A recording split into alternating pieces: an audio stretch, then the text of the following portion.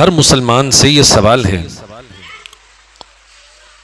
کہ رمضان کے بعد آج اس نماز کے لیے آپ اہتمام دیکھیے، کتنا اہتمام کیا ہے ہر مسلمان نے، ہر اعتبار سے وقت کی پابندی کی ہے، نہا کر آیا ہے، اچھے لباس اس نے پہنے ہیں جمعے کی نماز کے لیے۔ رمضان کے بعد یہی وہ مساجد ہیں، یہی وہ مسلمان ہیں، یہ تعداد کہاں چلی جاتی ہے؟ آج جتنا اہتمام ہوا ہے اس نماز کے لیے، رمضان کے بعد یہ مجمع کہاں چلا جاتا ہے؟ نہ مسجد بدلی ہے، نہ اللہ بدلا ہے، کوئی چیز نہیں بدلی۔ بہت بدلا ہے تو صرف اتنا کہ رمضان میں آپ کو تھوڑا زیادہ ثواب مل رہا ہے اور غیر رمضان میں بھی ثواب ملے گا، ایسا نہیں ہے کہ ثواب نہیں ملے گا۔ میرے محترم حضرات، اس کی بنیادی وجہ یہ ہے، بنیادی وجہ کہ آج ہم اپنے دین پہ چل رہے ہیں ماحول کو دیکھ کر۔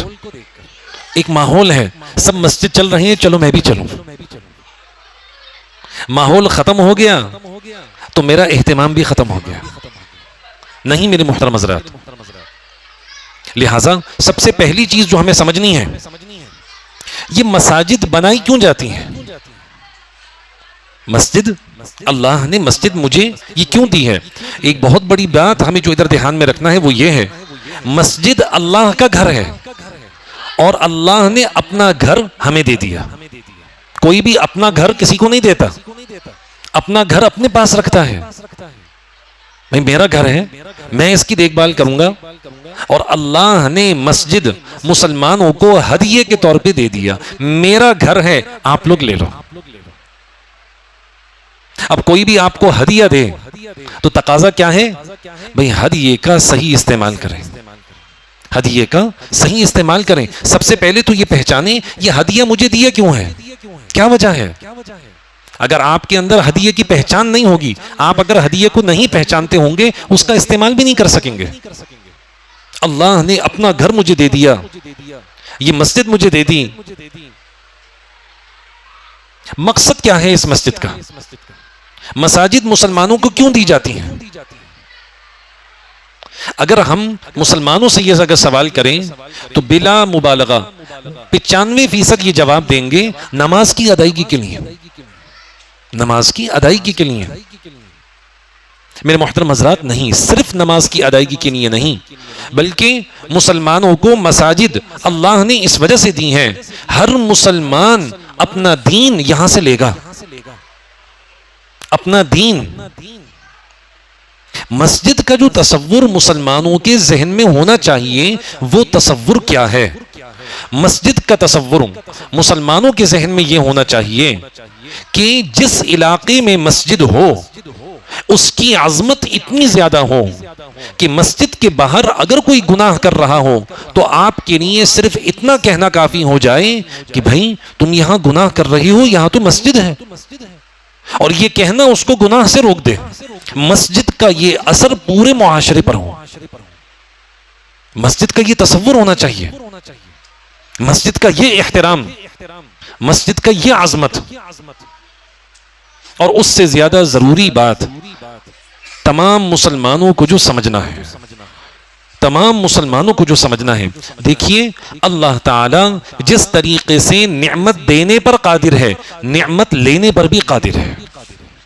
بہت سوالات کے جواب آپ کو یہاں ملیں گے۔ اللہ تعالی نعمت دیتا بھی ہے، نعمت لے بھی لیتا ہے۔ دیتا کب ہے اور نعمت لیتا کب ہے؟ نعمت اس وقت ملتی ہے بندے کو جب نعمت کی قدر ہو رہی ہوتی ہے، اور نعمت کی اگر قدر نہ ہو تو پھر نعمت واپس لے لی جاتی ہے کہ بھئی ادھر صحیح استعمال ہے نہیں نعمت کا، تو ہم کسی اور کو دے دیں، وہ نعمت کا اچھا استعمال کر لے گا۔ جناب رسول اللہ صلی اللہ علیہ وسلم کے زمانے میں مسجد حرام ایک نماز کا ثواب 1,00,000 نمازوں کے بقدر ہے۔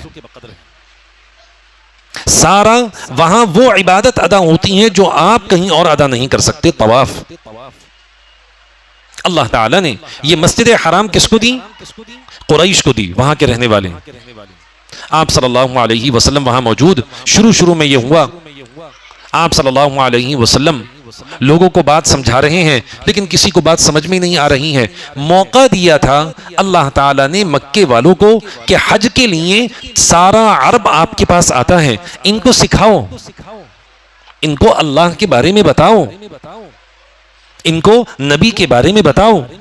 لیکن وہاں جو آ رہا ہے وہاں وہ توحید نہیں سیکھ رہا ہے, بت پرستی سیکھ رہا ہے, بت کھڑے کر دیے وہاں.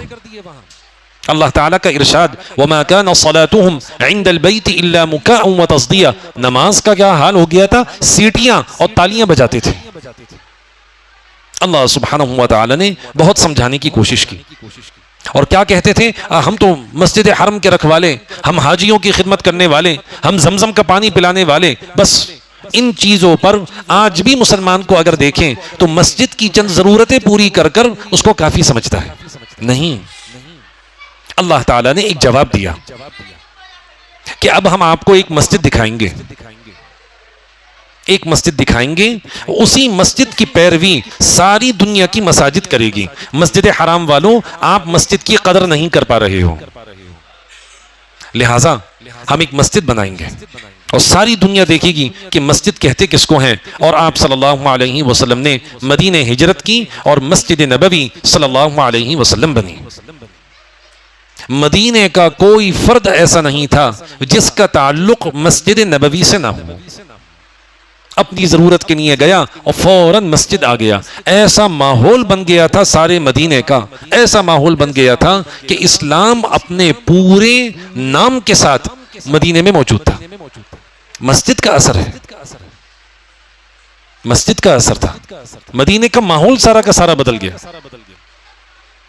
آج ہم اپنی مساجد پہ ذرا غور کریں, کیا مساجد کا ہمارے معاشرے پر اثر ہے یا نہیں؟ مساجد کا ہمارے معاشرے پر کیا اثر ہے یا نہیں؟ کیا مرد یہاں دین سیکھنے کے لیے آتے ہیں یا نہیں؟ کیا بچے اپنا دین درست کرنے کے لیے یہاں مکاتب میں آتے ہیں یا نہیں آتے ہیں؟ ہر مسلمان کا تعلق اپنی مسجد کے ساتھ ہو. اگر مسلمان اپنا تعلق مسجد کے ساتھ کر لے گا, ان مساجد کا تحفظ اللہ کرے گا. نعمت کی قدر آپ کریں گے, اللہ حفاظت کرے گا, نعمت کو اور زیادہ مضبوط کر دے گا.